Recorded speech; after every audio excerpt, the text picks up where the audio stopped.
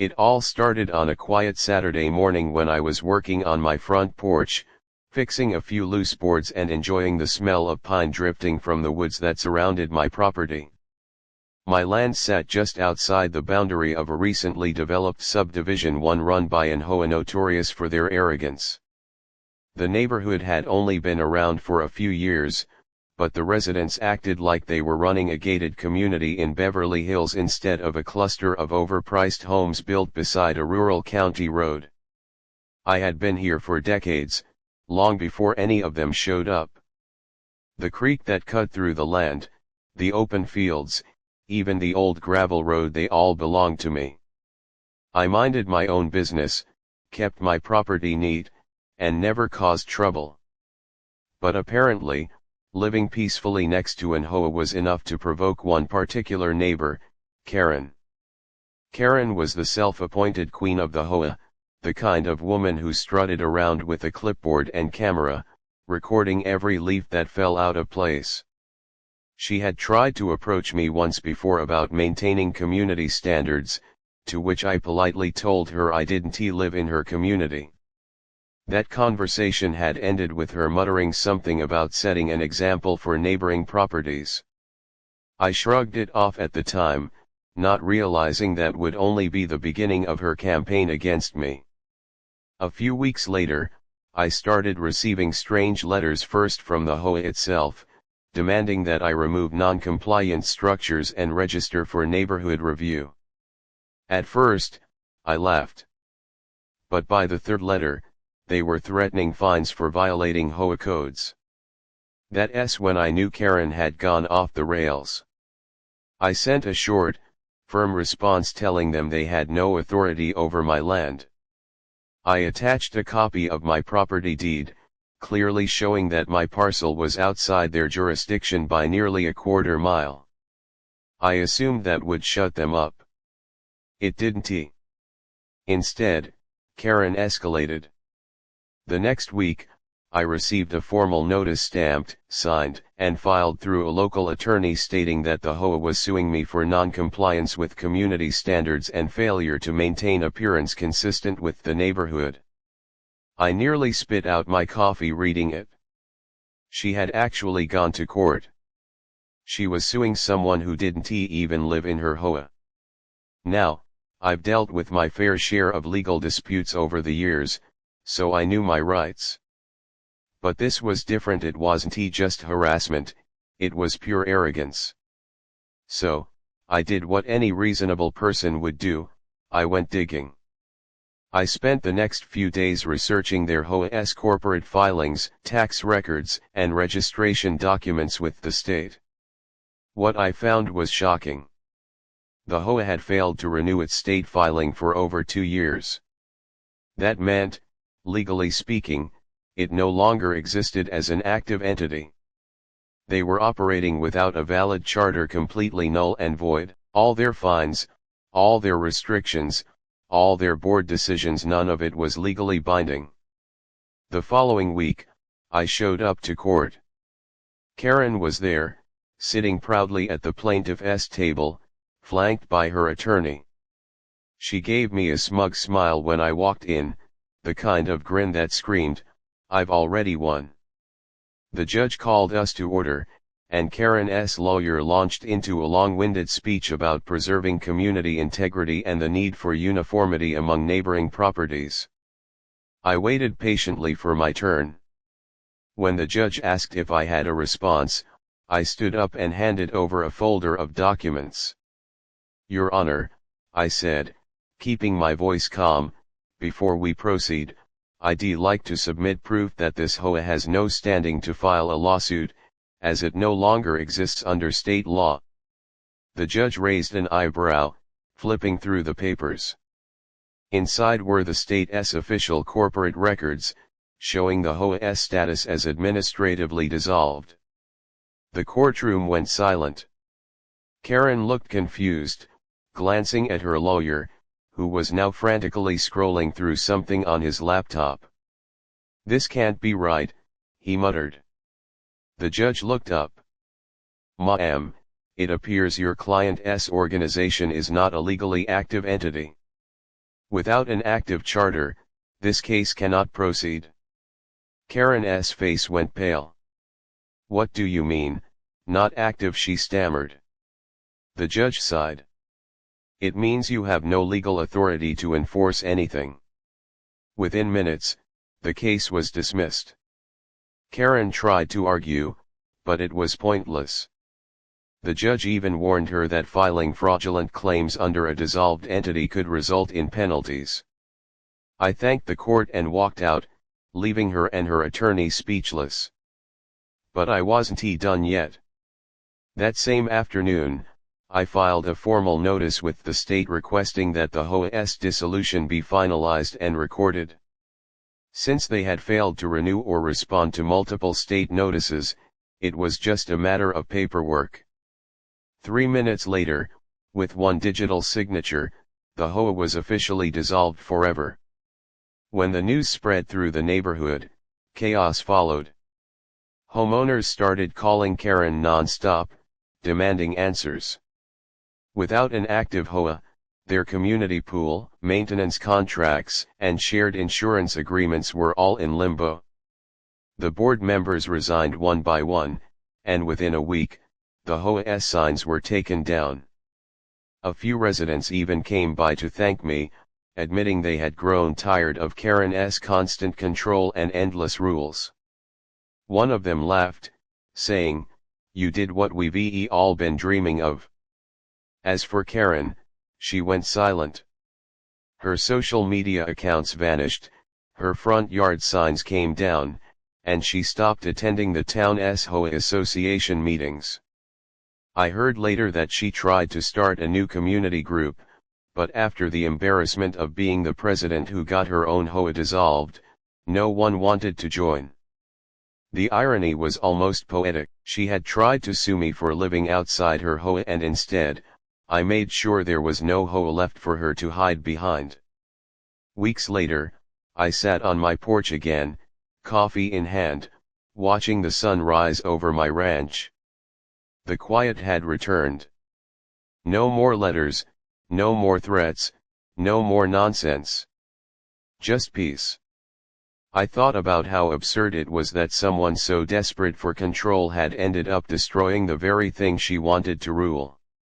The best part was, I didn't need revenge. The law had done all the work for me. Sometimes, justice doesn't come in the form of shouting or fighting back, it comes in the form of one quiet signature that wipes away all their power. Karen learned that lesson the hard way. She tried to take away my right to live freely, and in the end, I took away the very system that gave her authority. Now, whenever I drive past that neighborhood, I see residents planting their own gardens, painting their homes any color they want, living without fear of fines or inspections. Freedom looks good on them. And every time I see that, I can't help but smile. All it took was 3 minutes and a little patience to remind everyone what happens when you mess with the wrong neighbor. After the courtroom disaster where Karen's HOA lawsuit fell apart, I thought that would be the end of it. She had been humiliated in front of the entire neighborhood, her lawyer walked out on her, and the HOA she ruled over with an iron fist was dissolved within minutes. Most people would have taken that as a sign to back off, maybe even apologize, but Karen wasn't most people. She thrived on control, and losing it didn't sit well with her. At first, I didn't notice much. The neighborhood went eerily quiet for a few weeks. No letters, no complaints, no HOA notices taped to my mailbox. It almost felt too peaceful, like the calm before a storm. Then subtle signs started appearing that Karen wasn't done yet. One morning, as I was heading out to check the fence line, I noticed my mailbox was open and empty. Normally, that wouldn't be a big deal, but I was expecting a few important letters from the county office. I shrugged it off, thinking the mail carrier forgot to close it. But later that week, I found a letter lying in the mud near the road, torn open and soaked. It was from the county assessor's office. Someone had clearly pulled it out of my mailbox and discarded it. A few days later, I saw Karen's car idling near the edge of my property. When I walked down the driveway to confront her, she sped off without a word. I knew she was behind it. The woman couldn't stand losing, and in her mind, I had embarrassed her publicly. The next blow came in the form of a community notice someone had stapled to the telephone poles along my road. It accused me of fraudulently interfering with the homeowners association and endangering neighborhood integrity. It didn't have her name on it, but the wording and the tone screamed Karen. I took one of the flyers, snapped a picture, and handed it to the sheriff. He laughed and said, "Let me guess, Karen again." I nodded. He shook his head and said, "Don't worry. We'll keep an eye out." But Karen wasn't just trying to annoy me, she wanted revenge. A week later, I started receiving visits from various county departments. First, the zoning inspector showed up, claiming someone had filed a complaint that I was running an unlicensed business from my ranch. When I showed him the paperwork confirming my land's agricultural exemption, he apologized and left. Then the environmental agency sent someone to check the creek that ran through my property. Apparently, another anonymous tip claimed I was dumping waste into it. The inspector quickly realized it was nonsense, especially after seeing the crystal clear water and the fish swimming happily below. He told me quietly, "We get a lot of these calls from your neighborhood. Someone really has it out for you." I didn't need to guess who that was. Eventually, I decided I'd had enough. Karen had lost her legal power, but she was still trying to wage a personal war. What she didn't realize was that I wasn't just a random landowner, I had connections. The same background that helped me uncover her HOA's illegal filings also meant I had friends in local and state governance. So, I started building a case of my own. I gathered every incident, every report, every flyer, every recorded encounter. I installed cameras along the road, pointing toward the mailbox and driveway, capturing everything. It didn't take long before I caught exactly what I needed: Karen walking down my driveway at night, flashlight in hand, pulling mail from my box. I couldn't believe it. The footage was crystal clear. The next morning, I called the sheriff's office again and handed over the video. The deputy didn't waste time. They filed a report for mail tampering, a federal offense, and went straight to Karen's house. From what I heard later, she tried to deny everything, but once they mentioned the footage, she went pale. She wasn't arrested, but she received a stern warning and was told any further harassment would result in charges. I thought that might finally shut her down. For a short time, it did. But Karen wasn't the type to stop because of rules or threats. Her next move was more underhanded. She started spreading rumors through the remnants of her old HOA circle, people she had once bossed around but who still seemed loyal. They whispered that I was planning to buy up neighborhood property to destroy their community. It was ridiculous, but in small-town gossip, things spread fast. Suddenly, neighbors who used to wave at me stopped making eye contact. I could feel the tension whenever I drove past. It was clear she was trying to isolate me socially after failing legally. But while she was busy playing games, I was working quietly behind the scenes. You see, when I discovered that her HOA had been dissolved due to failure to renew their corporate filings, I didn't just stop there. I kept researching. I found that Karen had been listed as an officer or founding member in 3 other HOAs around the state, each one poorly maintained, each one riddled with administrative errors. Some of them even had funds missing from their financial disclosures. It was enough to raise serious questions about her management. So, I compiled everything into a neat, well-documented report and sent it to the state's Department of Community Affairs. A month later, Karen's world came crashing down again. 2 of her other HOAs were audited, and both were found to have mismanaged funds. There were whispers about potential charges for financial misconduct. The same woman who once sued me for non-compliance was now under state investigation for fraud. When I saw the local news cover the story former HOA president under review for mismanagement, I couldn't help but smile. But even as satisfying as it was, I didn't gloat. I stayed quiet, went about my life, and let the system do its work. Karen stopped showing her face in public for a while. The flyers disappeared, the late-night car surveillance ended, and my mailbox stayed untouched. Peace finally settled over my land again. Still, I couldn't help reflecting on how far she had gone just to assert power she never really had. She had built her identity around controlling others, and when that was stripped away, she unraveled. Her downfall wasn't because of me, it was because she couldn't let go of her obsession with authority. And in trying to destroy me, she exposed her own corruption.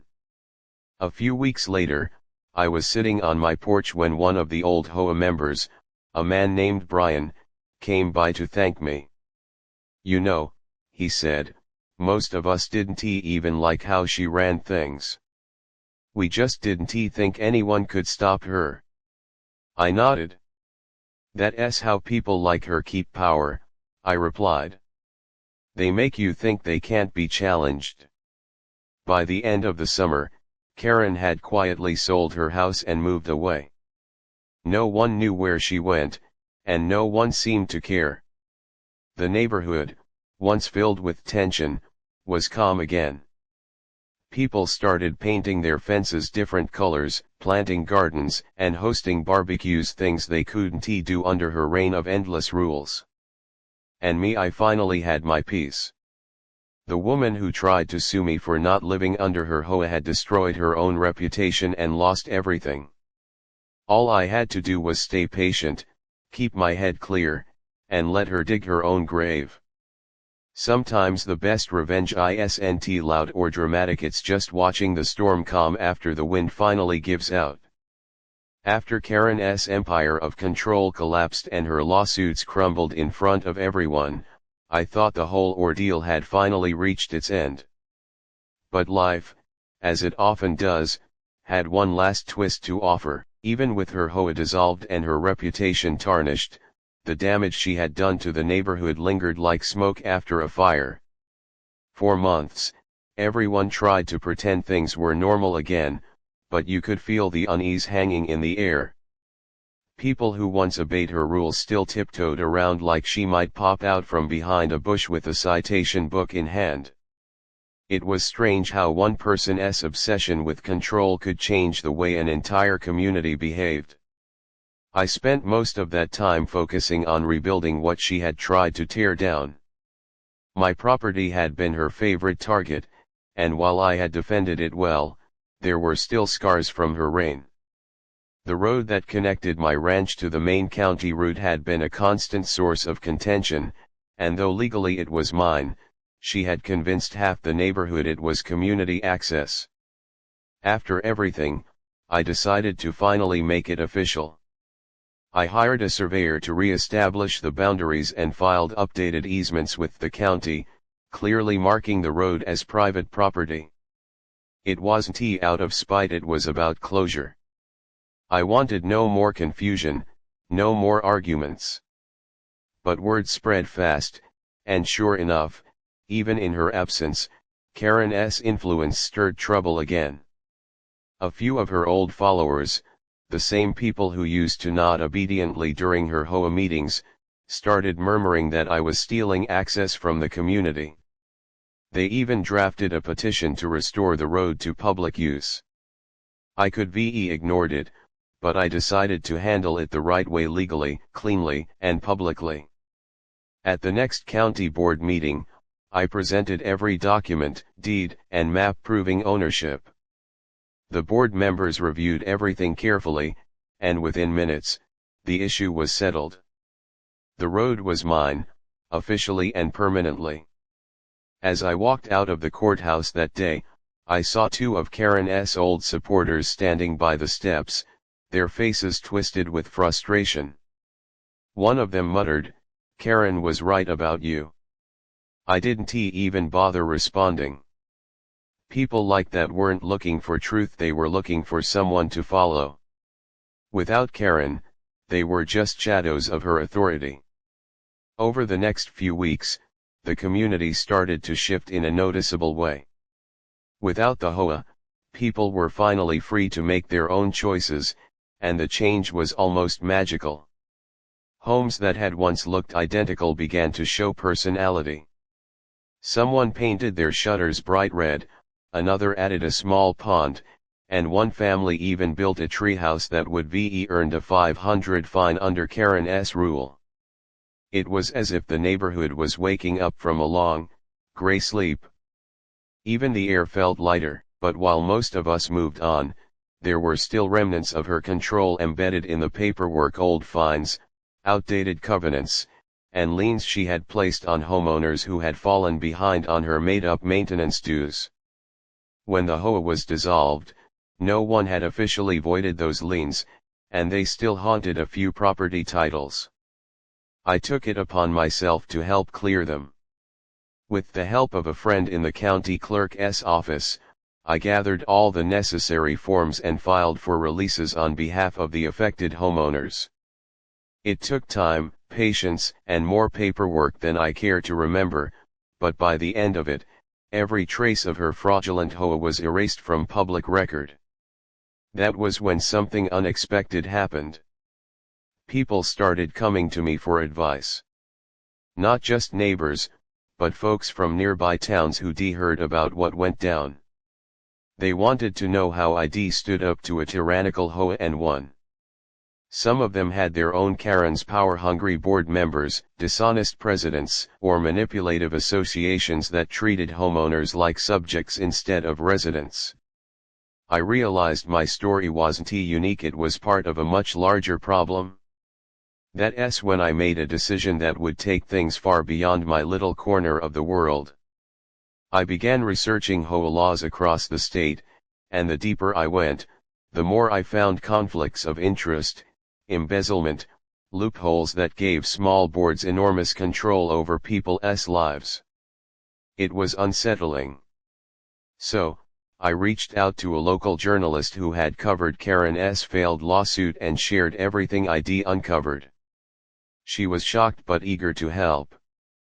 Within a few months, a full investigative piece went public, exposing not just Karen's corruption, but the widespread abuse of power within HOAs all over the state. The story exploded. News stations picked it up, online forums lit up with similar stories, and state legislators started talking about reform. Suddenly, what started as a neighborhood dispute had become a movement for accountability. When the journalist called to tell me that a bill was being drafted to require stricter financial transparency for HOAs, I didn't know what to say. All I could think about was that first moment months ago when Karen slapped that ridiculous citation on my door. If she hadn't pushed so far, none of this would be happened. Her greed and arrogance had ignited something bigger than she could ever imagine. But while all this was unfolding, Karen herself had seemingly disappeared. No one knew where she went after selling her house. Some said she moved to another state, others claimed she was living quietly with family, away from the spotlight. I never tried to find out. I figured she'd already received her punishment, the kind that doesn't come from courts or cops, but from realizing you've lost everything you built because of your own hubris. One morning, while reading the local paper, I noticed a small article buried on the second page: former HOA president fined for financial mismanagement. It didn't mention her name directly, but I knew. She had resurfaced somewhere else, tried to start another association, and once again, her greed had caught up with her. I folded the paper and smiled. The irony wasn't lost on me. She had spent years trying to control others, and in the end, she couldn't even control her own downfall. The lake beside my ranch shimmered in the late afternoon light that day, calm and still, like the land itself had found peace again. I realized something important: sometimes justice doesn't need to be loud. Sometimes it's quiet, patient, and poetic.